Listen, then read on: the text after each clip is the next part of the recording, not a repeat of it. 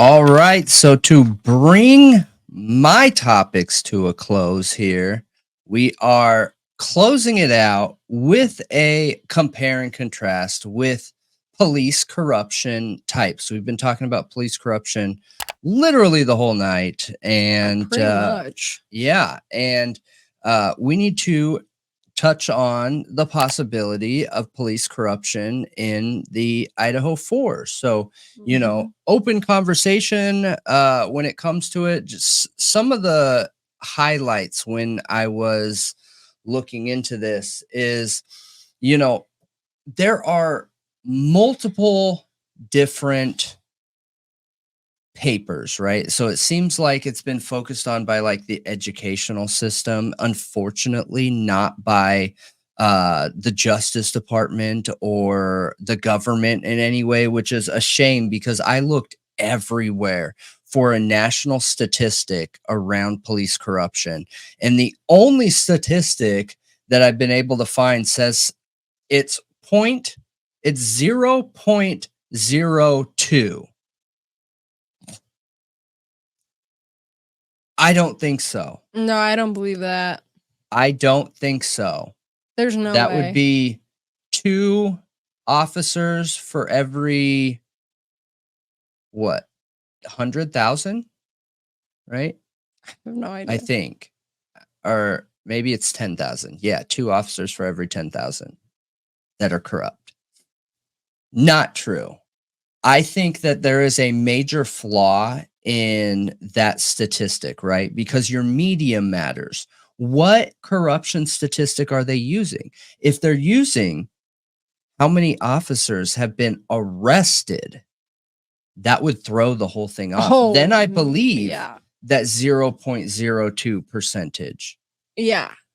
So how does corruption relate to the Idaho4 case, right? Because I think that's one of the biggest leading theories out there right now. Whether you believe it could be drug related, whether you believe it could be 4chan theory, whether you believe it could include Bryan Kohberger, whether you believe it could be Kopaka, whether it doesn't matter what it is. In almost every single one of these theories, it comes back to the same flaw in the policing.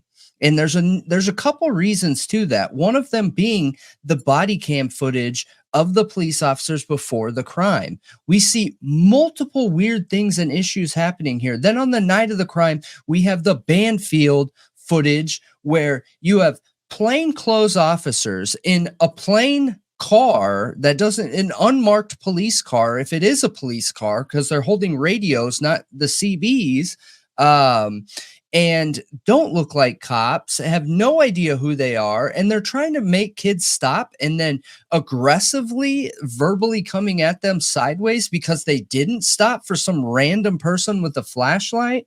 Strange, strange, strange stuff. Really strange stuff, in my opinion. And it screams corruption. Now, I want to go through what I'm saying when I'm saying corruption. And I have a feeling this is going to end up turning into a couple different videos because I just don't think we have the time to go through it all. But I do have a couple statements that I thought were super interesting here. So one cop, ex-cop, when talking about the Baltimore PD, said that the biggest flaw to policing in his entire career was the war on drugs. That was the single biggest mistake in the US, because the war on drugs, officially labeling it a war, means that our opponent is our citizens. It is a total police militarization. It is a total aggression, an overabundance of funds filtered into our police, and said that the enemy is the citizens. They said, we lost this war a long time ago. We completely and totally lost the war. And the worst part about it is that we refuse to admit we lost this war. Still continuing it today. Yeah, because it's way worse now. We have full prisons, brutalized citizens, militant police, addiction rates higher than we've ever seen, a full and total loss of trust between police and society. When I heard that, I was like, dang. That's a cop that really knows his stuff. That is so spot on. It is spot on. So spot on. It's really sad, but it's the truth. It is the truth. I've never been able to 100% label this as being what has changed, but I think everyone believes something has changed, whether you feel like it's because of the riots that happened, because society was, trying to work through its racial politics and all that stuff that's gone on over the last few decades, whether you think it is, police being corrupt. Like, there's a million different reasons, but I think the biggest reason is the war on drugs, which one thing he didn't talk about is in the war of drugs, we connected politics with policing. And that was a mistake. Politics should have nothing to do with policing. I agree with you. But crime rates are used for politics. Therefore, connecting police to politics.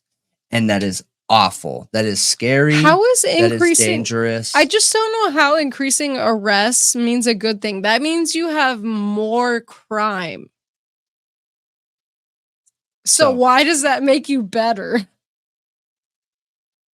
I hear you. I don't. Because if you're supporting the communities as a politician, making sure they have everything they need, crime goes down. Not arresting people. That doesn't work.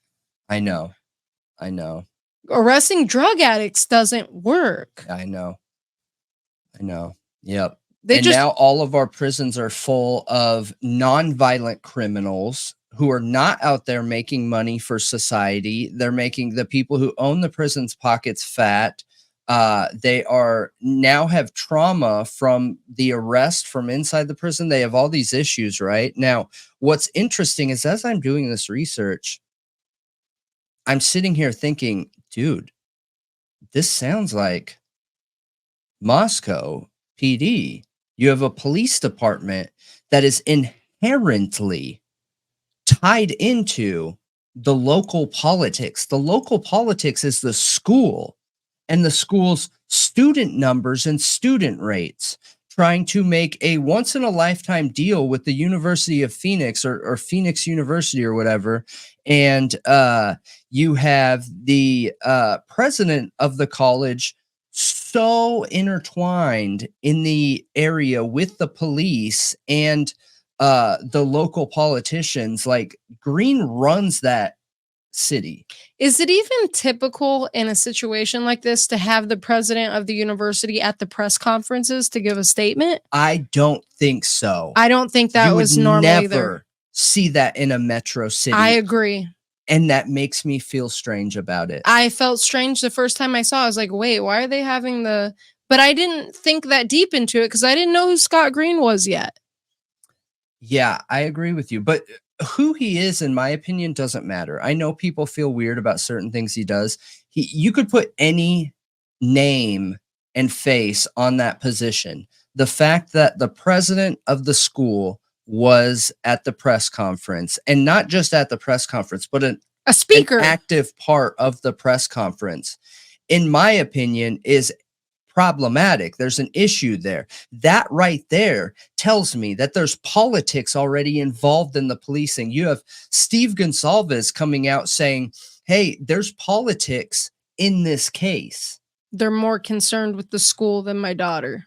Correct. Yeah. Correct. They're more concerned with, the pockets of the big corporations. He also said something along those lines. I don't have that pulled up. That reminded me. He did mention it though. I know. And he said he would speak out if it continued this way. Like if they put this over my daughter, I'm going to be the one to talk. Yeah. Yep. I agree with you. I agree with you 100%. And it goes back to the comment around him also saying, like, who's going to step up and be a man, and who's going to be an alpha in this situation.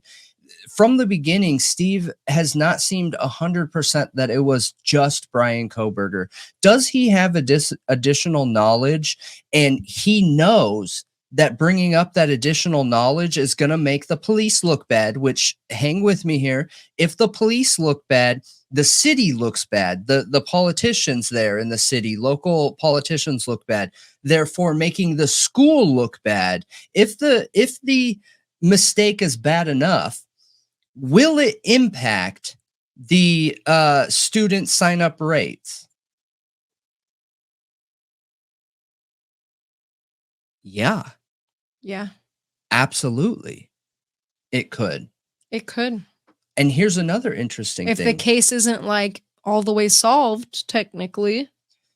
You know, another reason why Baltimore was so easily corrupt and they were able to stop anybody at any time? Well, I mean, the fact that they were corrupt cops is why. But one of the main tactics they used is the zero tolerance rules around dope. Of course. Department of Justice came in, at least on this video of We Own the City, and was saying stuff like, dude, we still have people in our prisons for smoking a joint for like 10 years. And in Idaho, like, pot is super illegal. Exactly. They're literally on a state line where you have a progressive state around drugs, not even like belief systems like conservatism or anything like that. But Washington is much more lenient on drugs and trying to problem solve instead of zero tolerance, because we know zero tolerance doesn't work, aka war on drugs. And then you have Idaho, who hasn't changed anything, has a complete and total zero tolerance lockdown on anything drug related. Now, that zero tolerance is what started the drug war. That zero tolerance is what started the militarization of police. That zero tolerance is what started the aggression and the targeting on normal, everyday citizens. And that is Idaho. Yeah. They have the 3-strike rule on drugs. It's absurd. It is absurd. It is absurd. It is. That place is so backwards. Like, the whole state seems that backwards. It's like the whole state is one podunk town. Yeah. It's really weird. And we've already talked about one person tonight. We've highlighted, because we have unarguable proof that ISP officer Gary Tolson's dirty.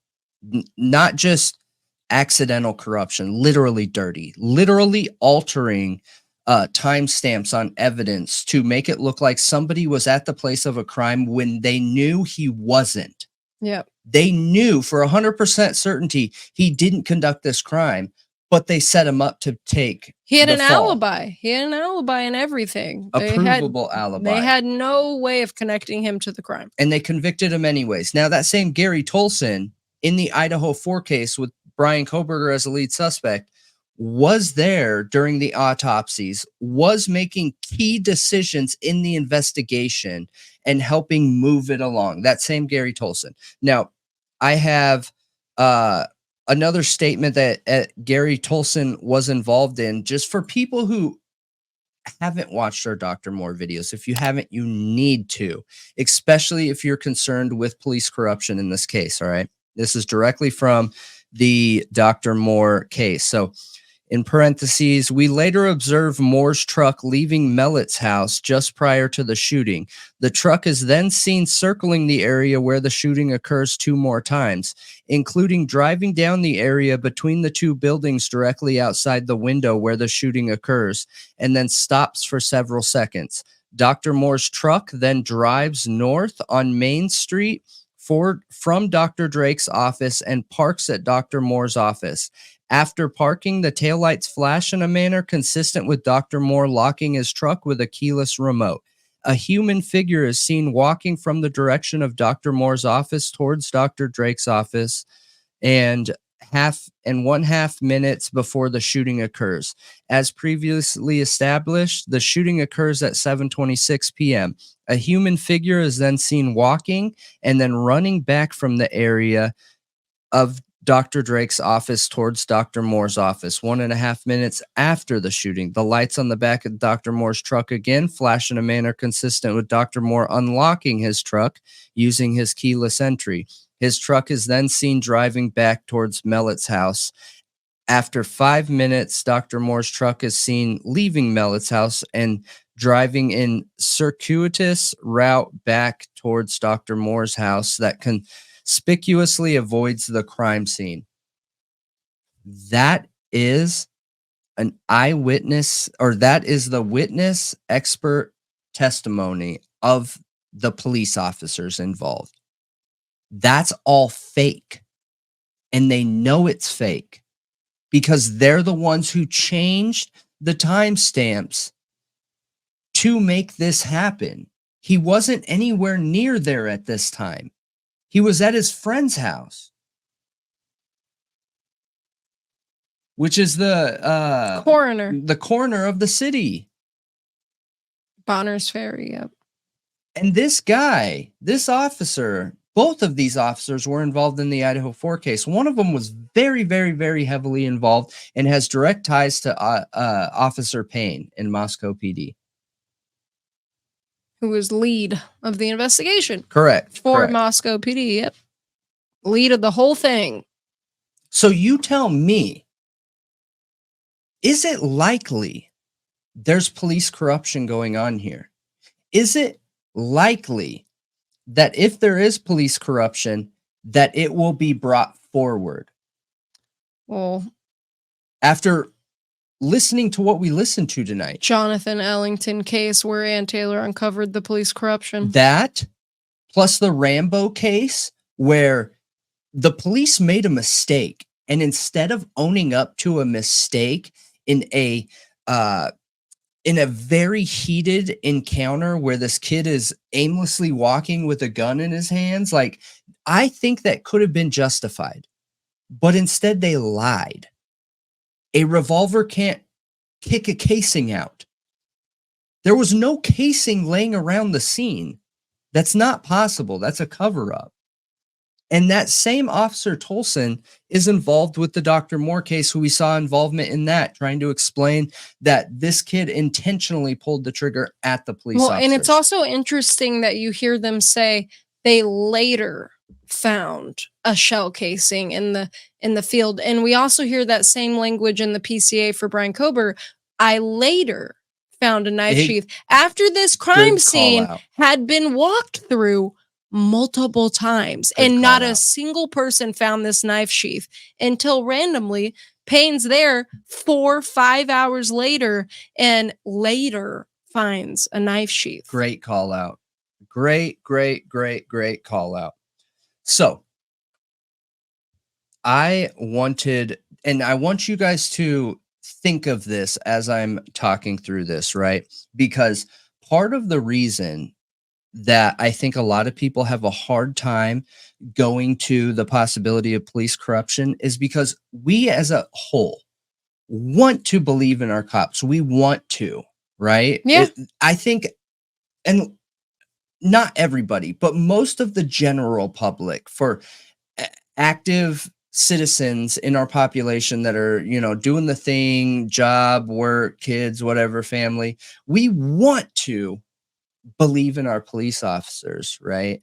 So we need to be able to see clear connections of why this could happen, how this could happen, and if there's real evidence showing a possibility in the Idaho4 case. I don't think that's an unreasonable ask, and I think that's why I wanted to keep digging into this. You know what I mean? Yeah, you want it to make sense. You want to understand the why, or else you feel like, why would they do that? What's the point? Yeah. Exactly. And what's interesting is Moscow PD has only hired military men. Yep.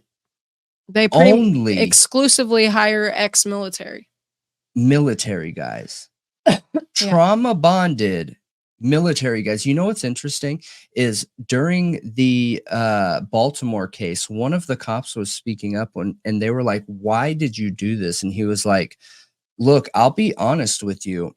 I grew up with brothers, and I'm not a dirty cop, and he did something dirty to help Jenkins." And he's like, I grew up with brothers, and that camaraderie was home between me and the boys. And, you know, I had brothers, and then I got out and I got straight into the military. And here we go again, camaraderie with the boys, you know. And then I get out of the military and I go straight into police. And here we go again, camaraderie with the boys. Like, it's home for me. So when one of my boys calls me up and says, "Hey, I'm in trouble, I need help," my first thought, without even thinking if it's right, wrong, or indifferent, is to go help him. My first thought, and that was not a dirty cop. That makes a lot of sense, actually. Yeah. And that dirty cop, I mean, that clean cop did something dirty to cover up some other dirty cop's mistake because of the camaraderie and the blue blood. It's dangerous. It is. Without accountability and oversight. It is.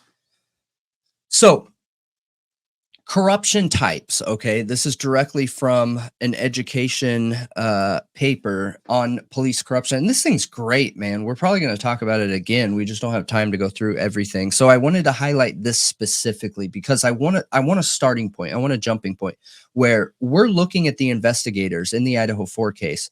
What corruption types do we think we're looking at here? Is it money focused? Are these guys pulling the Baltimore angle, and it's all about the money, and they're stopping these college kids and, you know, jacking them for their money and not charging them? Are they, you know what I mean? Like, there's a lot of different things that could be going on. Are they truly like criminals that have involvement in some kind of other criminal activity, bringing stuff over from Washington? Are they, do they believe they're doing something right? You know, I don't know, but this is interesting. Police officers have a considerable amount of power and discretion. With one fell swoop, an officer can take a person's freedom away. An officer is given the authority to carry a gun for the protection of either the officer or a person, take the life of a community member as well. These decisions are dangerous, and unfortunately, at times there are officers who not only overstep their boundaries, but jump directly into the pit of corruption. Grass eaters and the meat eaters. In 1970, the Knapp Commission coined the term grass eaters and meat eaters after an exhaustive investigation into New York Police Department corruption. Police officers who were grass eaters accepted benefits, whether it was a free coffee at a local coffee shop, 50% off lunch, or free bottled water from the local convenience store. These cops would take the freebie and not attempt to do the right thing by explaining why they cannot accept the benefit and then pay for the benefit. Cops aren't allowed to take benefits. Small town. Yeah. Hello?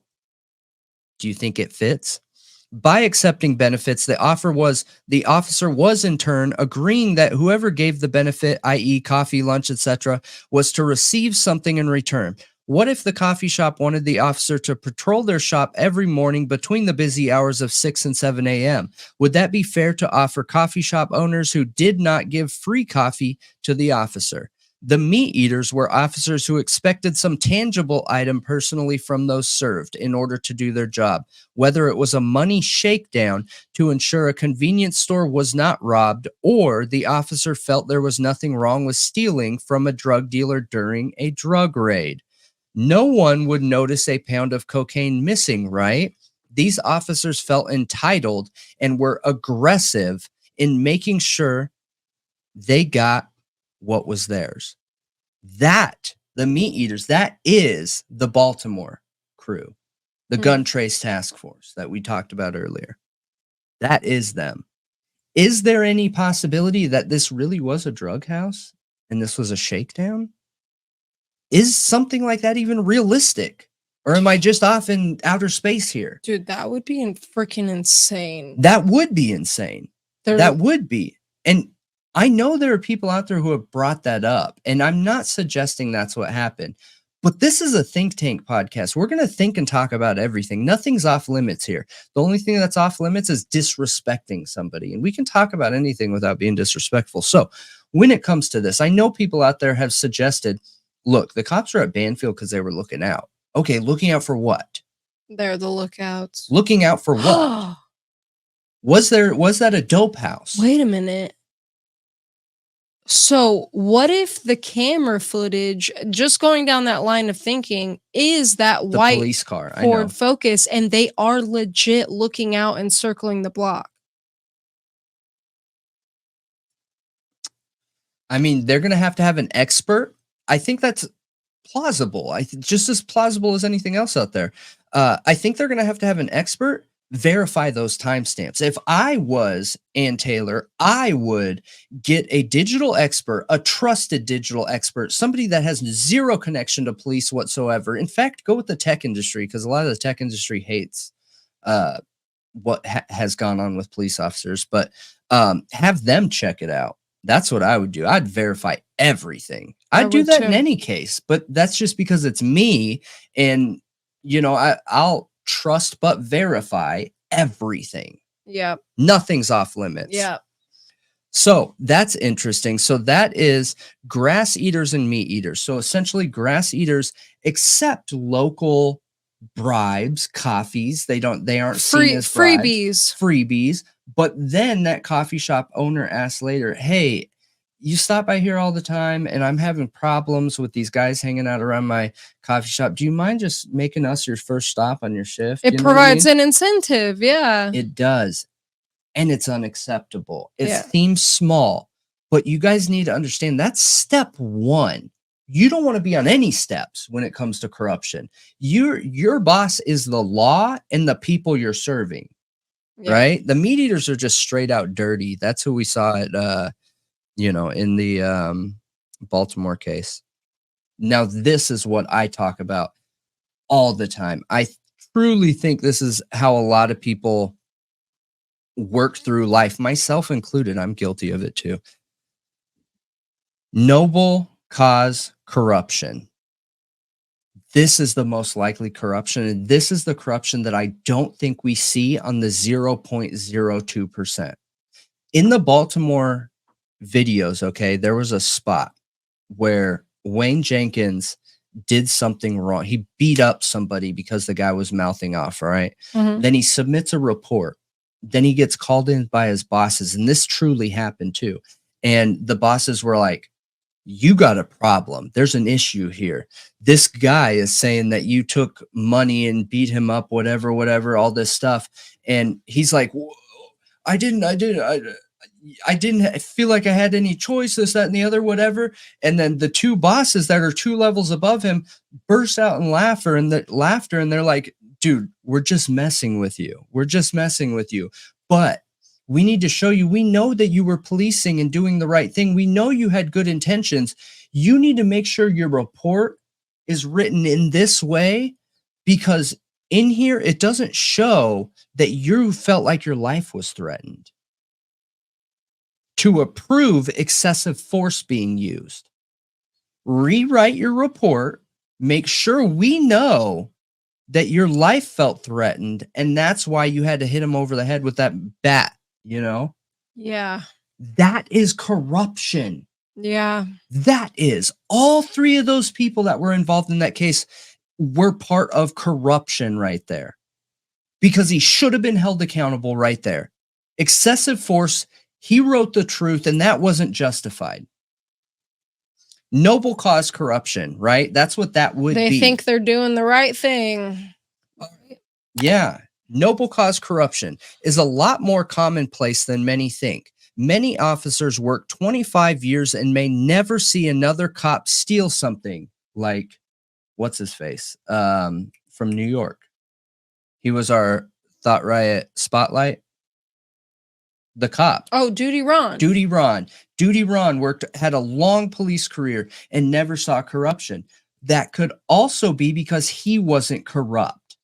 Yeah. Criminals know, like, we know, like that Duty Ron, but like, he's a straight shooter. We cannot let him see anything. Because Exactly. he will tell on us. And it doesn't even have to be out in the open like that. I think people pick up on that stuff automatically. When I was, a troublemaker, I picked up on that stuff with people. And most of the time it's because the people that were living dangerous and risky are the ones that are like, bro, take this 10 G's. Come on. Like, we only need to report, $5,000. You take this 10, I'll take this 10. Let's get out of here. And then that's it. You're bonded. That's it. No rules. You know what I mean? You can do it openly with that person. Yeah. So, many officers work 25 years and may never see another cop steal something, but they will see noble cause corruption. Most officers join the force to make a world a better place in one way or another.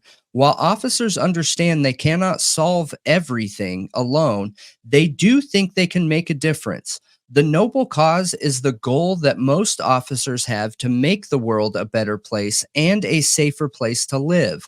Officers sign on and get hired wanting and striving to do the right thing. However, it is a slippery slope that the officer continually slides on from the academy through the field training and on into the deeper parts of a police career. I am the law, in parentheses. This is the belief that emerges over time, in which officers view that they do as the right thing to do. This is the practical outcome of an old adage, power corrupts, and absolute power corrupts absolutely. A police officer does not have absolute power, but they have the backing of the legal system in almost all circumstances. Therefore, every officer can start out wanting to save the world somehow, but when the real world job of an officer starts to take hold, it's a problematic grasp to release. Crazy, right? Yeah. I mean, noble cause is a weird one to me. What they think they're doing the right thing. And okay, here's an example. So, number one, forget everything you learned in training. I'll show you how we really do it out here. Yeah. Corruption. Yeah. Corruption. Yeah. This is what an officer often first hears from a training officer. The statement is only superficially about the lack of utility of higher education. What it is actually about is loyalty and the importance of protecting the local group of officers within whom the officer works. 2, Mama Rosa. It looks like a free meal. This is not a test willingness to graft, but whether an officer is going to be loyal to other officers in the squad. It also serves to put officers together out of the station house.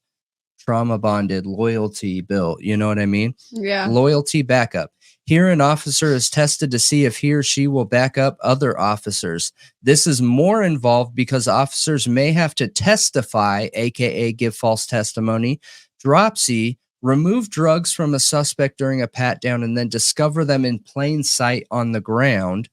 The shake, similarly to dropsy, only conducted during vehicle stops, or stiffening in a call. These are likely the noble cause actions and may indeed by noble cause actions, but their purpose is to establish loyalty. Routine noble cause actions against citizens.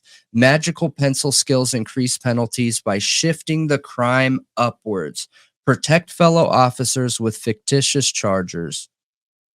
Construct probable cause. Illegal searches of vulnerable citizens.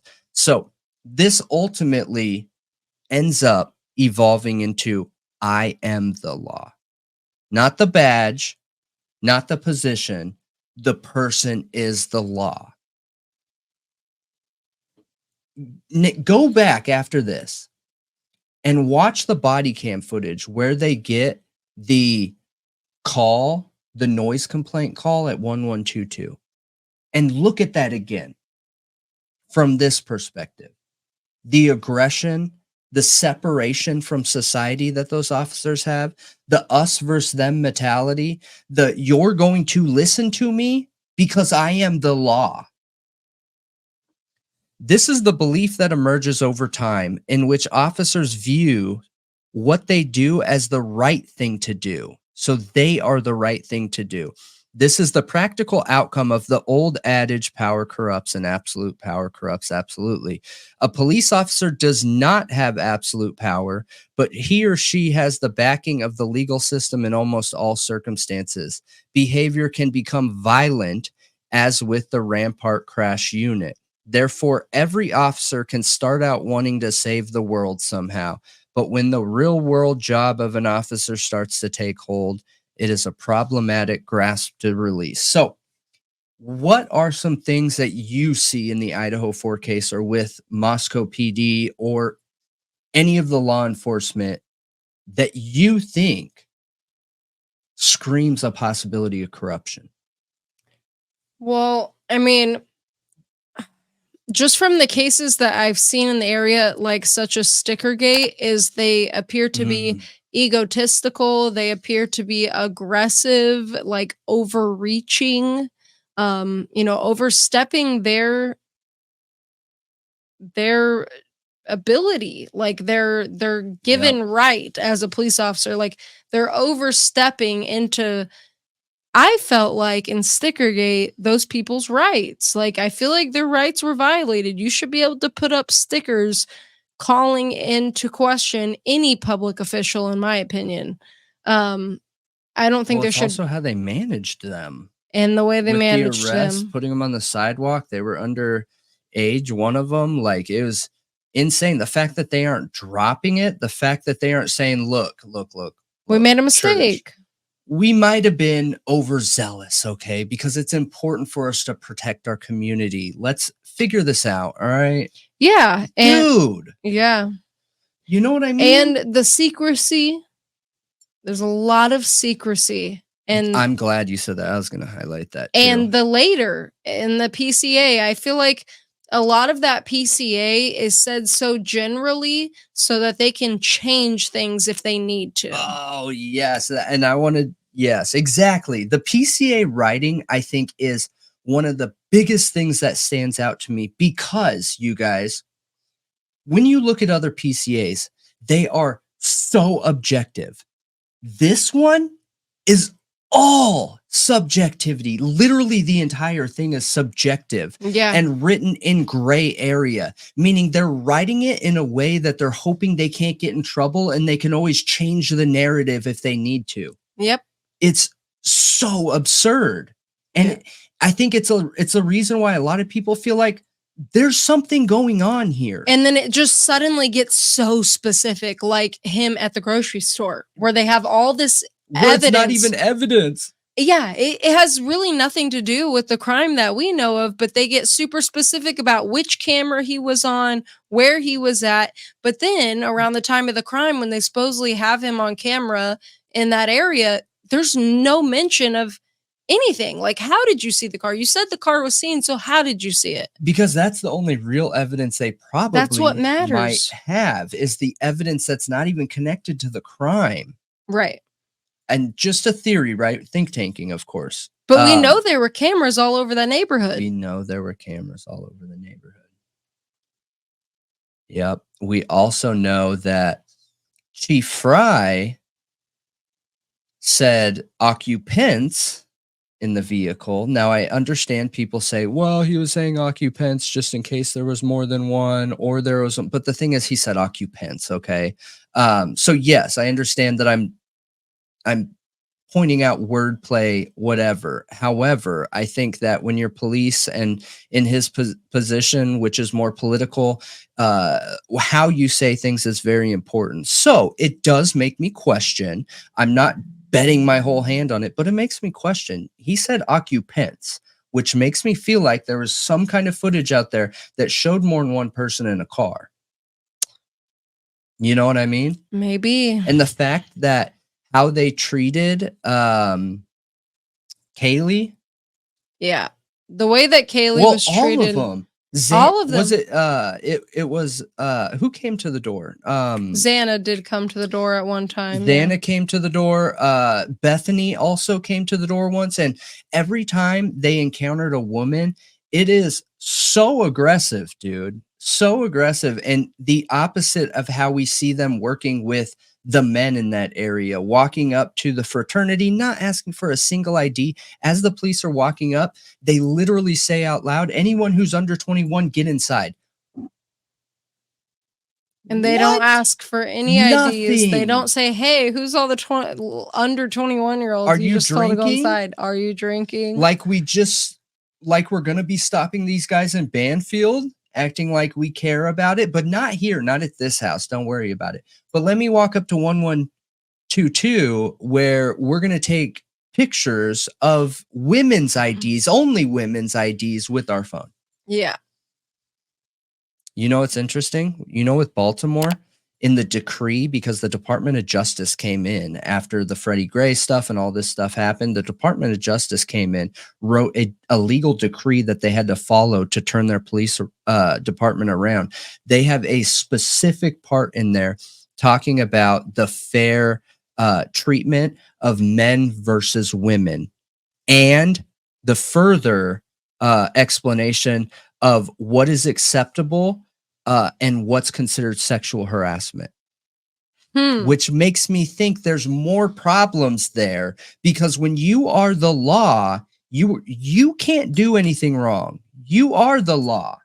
You know, all those dirty cops thought they were good cops. That's ridiculous. Because they're just taking drug money. Like, who's going to miss it? It's going to go get burned in the evidence. Right. And it just... So I work hard. It seems like the men in Moscow are respected a lot more than the women